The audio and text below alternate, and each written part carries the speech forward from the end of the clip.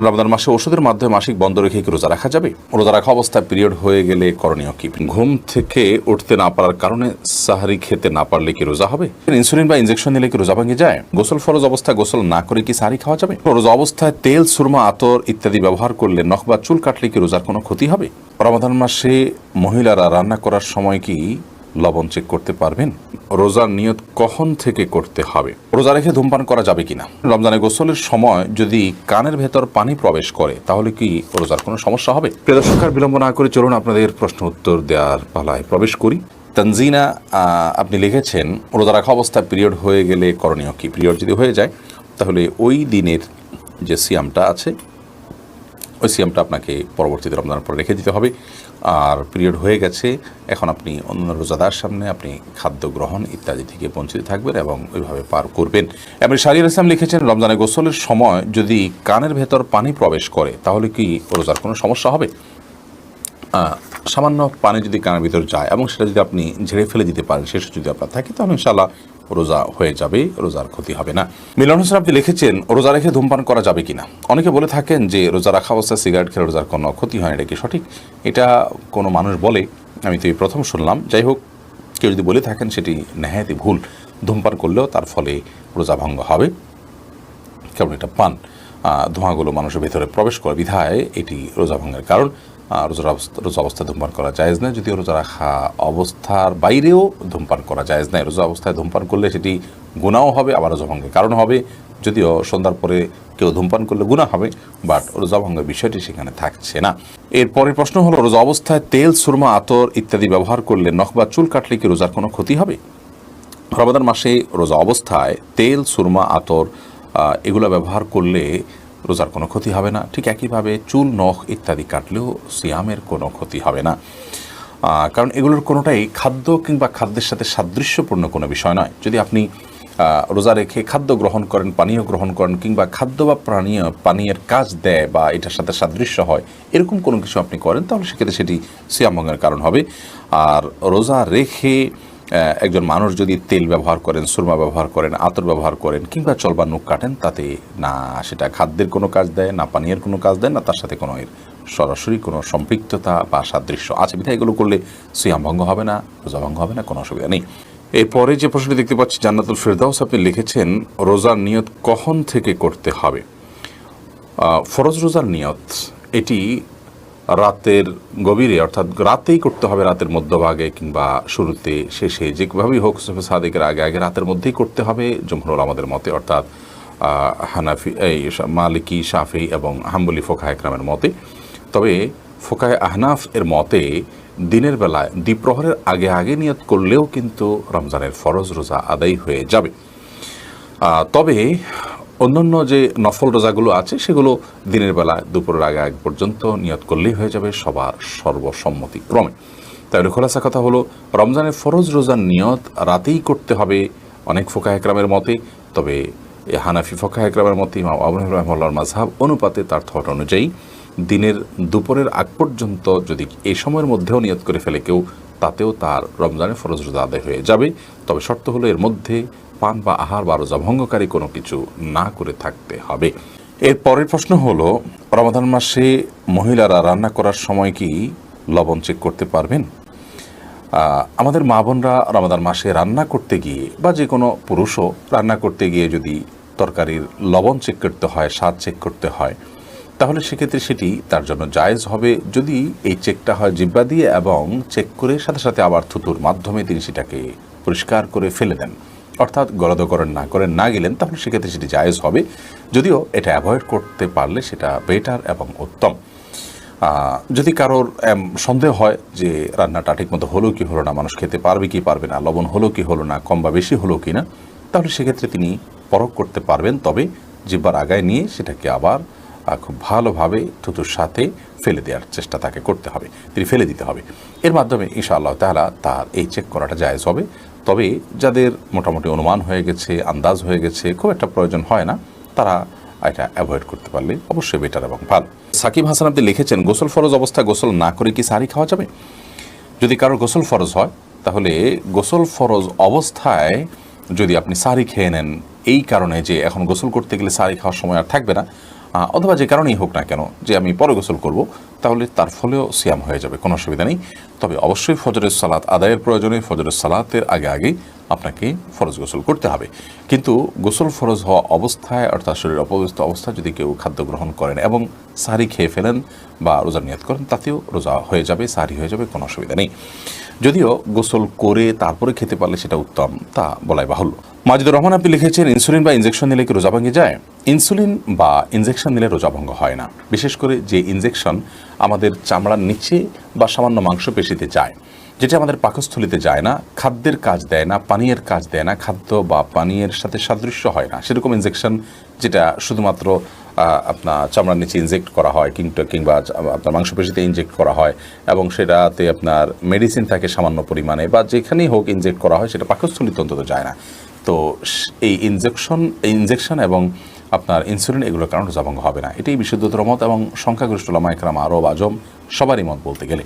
সেই হিসাবে টিকাও এটা রোজা ভঙ্গের কারণ না, টিকা নিলেও রোজা আপনি থাকবে আপনার রোজা। তবে যেই ইনজেকশন আপনার খাদ্য বা পানীয়ের কাজে, ধরুন গ্লুকোজ আছে, এরকম গ্লুকোজের যে স্যালাইন আছে যদি আপনি গ্রহণ করেন, তাহলে তার ফলে রোজা ভঙ্গ হয়ে যাবে, কারণ এটা খাদ্য এবং পানীয়ের কাজ দিয়ে থাকে। ভাই মামুনুর রশিদ আপনি লিখেছেন, ঘুম থেকে উঠতে না পারার কারণে সাহরি খেতে না পারলে কি রোজা হবে? সাহরি খাওয়া কি আবশ্যক? যদি রমাদান মাসে কেউ ভোর রাতে সাহরি খেতে ওঠার সুযোগ না পান, এর মধ্যে ফজরের ওয়াক্ত হয়ে গেছে, অর্থাৎ সাহরি খাওয়ার কোনো সুযোগই তিনি পেলেন না, তাহলে সেই ক্ষেত্রে তার রোজা হবে কিনা? উত্তর হলো তার রোজা হয়ে যাবে, তার সিয়াম হয়ে যাবে। এবং তিনি যদি কোনো কিছু না খেয়ে থাকেন, না পান করে থাকেন, অর্থাৎ সবে সাদিক থেকে নিয়ে, তাহলে সেক্ষেত্রে আলহামদুলিল্লাহ তার রোজা বিশুদ্ধ হয়ে যাবে। সাহরি খাওয়া এটি রমজান মাসে বা রমজানের বাইরে যে কোনো রোজার জন্য ফরজ বা আবশ্যিক কোনো বিষয় নয়। সাহরি খাওয়া এটি সুন্নাহ, সাহরি খাবারের মধ্যে বরকত রয়েছে। কিন্তু কোনো কারণে কেউ সাহরি খেতে পারলেন না, তারপরও তার রোজা হয়ে যাবে, তার সিয়াম হয়ে যাবে ইনশাআল্লাহ তাআলা। এমনি সালমান কবির আপনি লিখেছেন, অনেকেই আমরা রমজানের 27 তারিখে কোরআন খতম শেষ করার চেষ্টা করি, এটা কতটা যুক্তিযুক্ত এবং দেশের সকল স্থানে একই পদ্ধতিতে তারাবি নামাজ পড়ার বিষয়ে আপনার মতামত কি? ভাই সালমান কবির, প্রথম কথা হলো যে 27 তারিখে কোরআন কারীম খতম করতে হবে এই বিষয়ে কোরআন হাদিসের কোনো নির্দেশনা নেই বিশেষভাবে।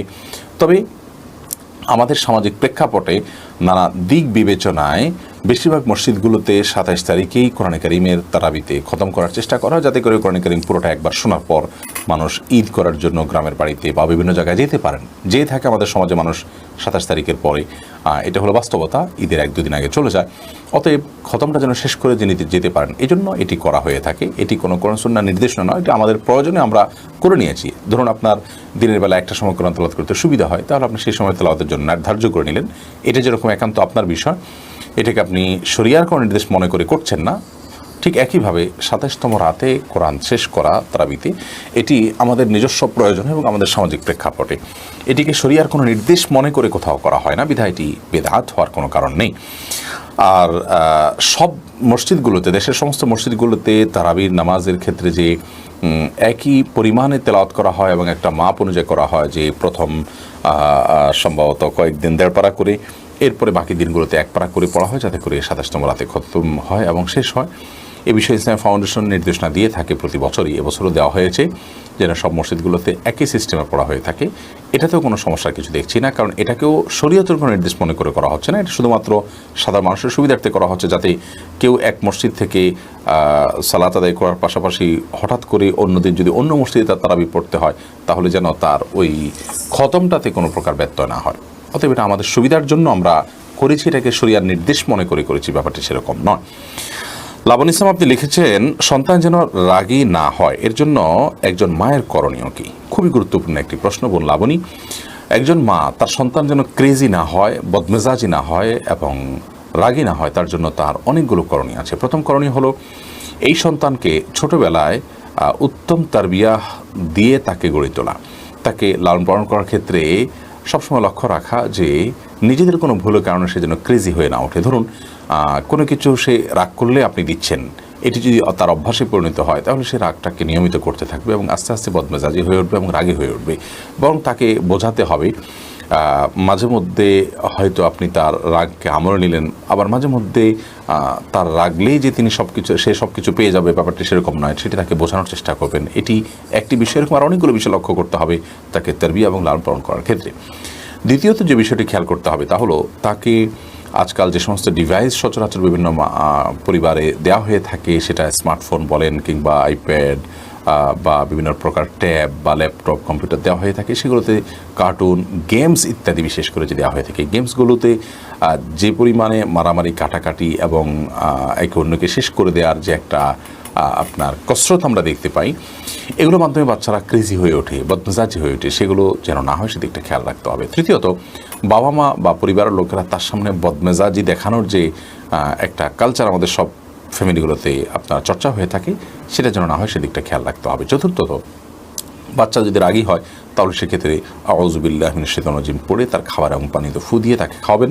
ইনশাআল্লাহ এর মাধ্যমে সে বদমেজাজ থেকে মুক্তি লাভ করবেন। এছাড়া সাধারণভাবে আল্লাহ তাআলার কাছে দোয়া করতে থাকবেন বদমেজাজ থেকে তাকে যেন আল্লাহ তাআলা হেফাজত করেন, এবং বদমেজাজ বা আপনার রাগ এটাকে নিয়ন্ত্রণ করার শিক্ষা বুঝজ্ঞান হওয়ার সাথে সাথে তাকে দিতে হবে, এবং এই কাউন্সেলিংয়ের মাধ্যমে ইনশাআল্লাহ বিদিল্লাহ বদমেজাজ থেকে সে সরে আসবে। আজিজা এডি থেকে আপনি লিখেছেন, মা বাবা যদি সামর্থ্যবান হয় এবং তাদের খরচ না দিয়ে আমি যদি দান করি তাহলে কি আমার দান কবুল হবে?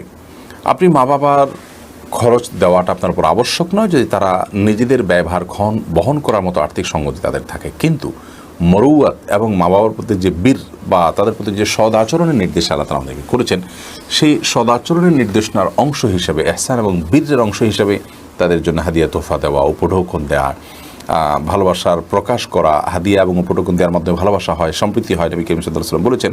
সেই হিসেবে তাদের জন্য খরচ করা আপনার প্রয়োজন, এবং এটা আপনার ইমানি এবং নৈতিক দায়িত্বের মধ্যে পড়ে। যদিও খরচ করা বলতে তাদের একেবারে সংসার চালানোর মতো যে খরচ দেওয়া, সেরকম খরচ দেওয়া আপনার জন্য আবশ্যক নয়, যেহেতু তাদের সে সামর্থ্য আছে। এক্ষেত্রে আপনি তাদেরকে পরিপূর্ণভাবে সংসার চালানোর খরচ না দিয়ে সে টাকাটা আপনি দান করলে অবশ্যই সেটি বিধেয় এবং সঠিক হবে। তবে যদি তাদের সংসার চালাতে তাদের কষ্ট হয়, সেক্ষেত্রে আপনি তাদেরকে না দিয়ে বা সেক্ষেত্রে ত্রুটি করে বিচ্যুতি করে আপনি দান করলে সেটি আদায় হবে না। অনেক ক্ষেত্রে দেখা যায় অনেক মা বাবার অহেতুক ডিমান্ড থাকে, তাদের প্রয়োজনকে যথাযথভাবে পূরণ করার পরও তারা আরও চান, এবং সে চাওয়ার কোনো শেষ থাকে না। নিজেকে দেওয়ার পর নিজের অন্য সন্তানদেরকে, নাতি নাতিদেরকে, অন্যদেরকে দিতে বলে। এক্ষেত্রে বাবা মার ডিমান্ডকে যতটুকু সম্ভব পূরণ করার চেষ্টা করাটা উচিত। কিন্তু যদি অযৌক্তিকভাবে, ধরুন কোনো সন্তানের অনেক আছে তারপরও তাকে দিতে বলে, অথচ আর অনেক গরিব মানুষ আছে, তাহলে সেক্ষেত্রে আপনি মা বাবার নির্দেশনা মেনে তাদের সন্তুষ্টি অর্জনের লক্ষ্যে যতটুকু পারেন ভাইকে বা বোনকে দিলেন, কিন্তু এর পাশাপাশি অন্য অভাবীদেরকে আপনাকে দিতে হবে, এটা আপনার কর্তব্যের অংশ। অতএব খোলাসা কথা হলো, মা বাবার জন্য যদি তাদের ব্যয়ভার বহন করার প্রয়োজন দেখা না দেয়, তারা নিজেদের স্বাবলম্বী থাকেন, তাদের সে সঙ্গতি থাকে, তাহলে সেক্ষেত্রে তাদের জন্য যেটা খরচ করতে সেটা দান করলে আপনার কোনো গুনাহ হবে না, বরং এটি সবের কাজ হবে। তবে হ্যাঁ, তাদের জন্য কিছু না কিছু আপনাকে খরচ করতে হবে, অন্তত সম্প্রীতি, ভালোবাসা, তাদের প্রতি আপনার যে দায়িত্ববোধ সেই জায়গা থেকে। মাইশা ইসলাম আপনি লিখেছেন, রমজান মাসে ওষুধের মাধ্যমে মাসিক বন্ধ রেখে কি রোজা রাখা যাবে? এটা অনেক বোনের জিজ্ঞাসা। রমজান মাসে মাসিক বন্ধ করার জন্য ঔষধ সেবন করে যদি কেউ রোজা রাখেন, তাহলে সেক্ষেত্রে সেটি তার জন্য জায়েজ হবে। শর্ত হলো সে ওষুধের মাধ্যমে কোনো বড় ধরনের শারীরিক ক্ষতির মুখোমুখি হওয়া বা কোনো প্রকার সাইড এফেক্টের আশঙ্কা না থাকতে হবে। যদি ওষুধ সেবন করার মাধ্যমে বড় কোনো ক্ষতি না হয়, তাহলে সেক্ষেত্রে এটি গ্রহণ করে আপনি মাসিক বন্ধ রেখে সিয়াম পালন করতে পারবেন, কোনো অসুবিধা নেই।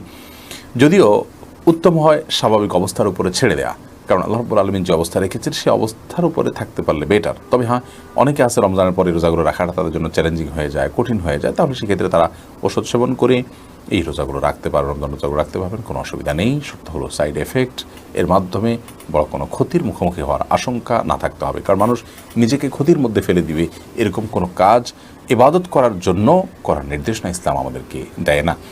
আল্লাহ রাব্বুল আলামিন মাসিকের কারণে আপনাকে রোজা রাখার তৌফিক দেননি, কিন্তু আপনার মধ্যে আক্ষেপ আছে, আপনার মধ্যে আগ্রহ আছে যে আমি যদি মাসিক না হতো তাহলে রোজা রাখতাম। তো এই যে একটা আপনার আকুতি, এই যে আপনার আকুলতা, এটার কারণে আল্লাহ তাআলা রোজা না রাখতে পারার পরও আপনাকে আল্লাহ রাব্বুল আলামিন রোজা রাখার যে সওয়াব সেটি দান করবেন। কারণ হাদিসে আছে, নবী করিম সাল্লাল্লাহু আলাইহি ওয়াসাল্লাম বলেছেন, কোনো ব্যক্তি যদি অসুস্থ হয়ে পড়ে, শারীরিকভাবে অনুপযুক্ত হয়ে পড়ে কোনো ইবাদত করার, অথচ তার যখন শারীরিক সক্ষমতা ছিল তিনি সেই ইবাদতটি করতেন, ত্রুটি বিচ্ছুতি করতেন না, তিনি সেটি করতেন এবং এখনও সুস্থ থাকলে তিনি করতেন, তাহলে সেক্ষেত্রে তিনি এই ইবাদতটি সুস্থ অবস্থায় করলে যে পরিমাণ সওয়াব পাপ পেতেন, অসুস্থ অবস্থায় সেই ইবাদতটি করতে না পারার কারণে তার যে বেদনা, তার যে আকুতি, তার যে আকুলতা এবং তিনি যে সুস্থ থাকলে রাখতেন, সেই বিবেচনায় আল্লাহ তাআলা তাকে ইবাদত করার সওয়াব দেবেন। বিধায় মা বোনরা এক্ষেত্রে আলাদা কোনো কসরত না করলেও ইনশাআল্লাহ বিদিনিল্লাহ আল্লাহ তাআলার কাছ থেকে তারা আজর পাবেন, যদিও এই রোজাগুলো তাদেরকে আবার রেখে দিতে হবে। অতএব ওষুধ সেবন করে মাসিক বন্ধ রেখে রোজা রাখতে পারবেন, ওই শর্ত সাপেক্ষে যে সাইড এফেক্ট থাকবে না। স্মৃতি আপনি লিখেছেন রোজা অবস্থায় টুথপেস্ট দিয়ে ব্রাশ করা যাবে কিনা।